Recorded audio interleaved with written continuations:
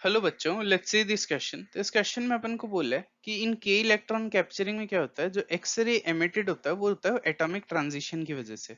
और इसका रीजन दिया है कि एक वैकेंसी क्रिएट हो जाएगी के शेल के अंदर एटम के इलेक्ट्रॉन कैप्चर की वजह से। तो ये क्वेश्चन करने में जो की कॉन्सेप्ट यूज होगा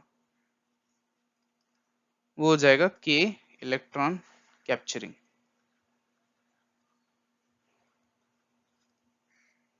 तो देखो, इलेक्ट्रॉन कैप्चरिंग का मैं आपको एक एग्जांपल दे देता हूँ। इलेक्ट्रॉन कैप्चरिंग में ऐसा हो रहा होगा, जैसे अपन बेरियम ले लेते हैं जिसका 56 एटॉमिक नंबर है, 133 मास है और वो एक इलेक्ट्रॉन कैप्चर कर रहा है।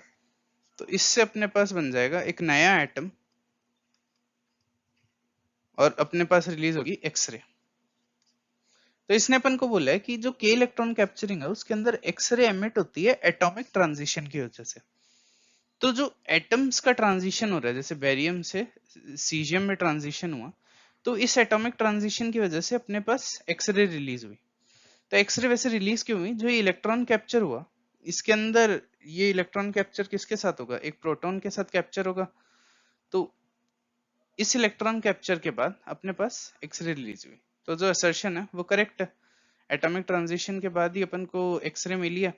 इसका रीजन क्या दिया है कि vacancy is created in K shell of the atom is due to electron capture. तो इलेक्ट्रॉन कैप्चर ने क्या किया? एक वैकेंसी क्रिएट कर देगा वो के शेल के अंदर।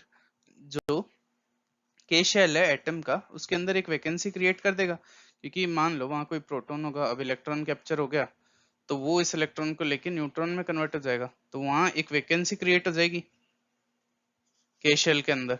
तो ये भी करेक्ट है, लेकिन रीजन करेक्ट एक्सप्लेनेशन नहीं है असर्शन का, तो अपन बोल सकते हैं इसका करेक्ट आंसर हो जाएगा बी, मतलब 2।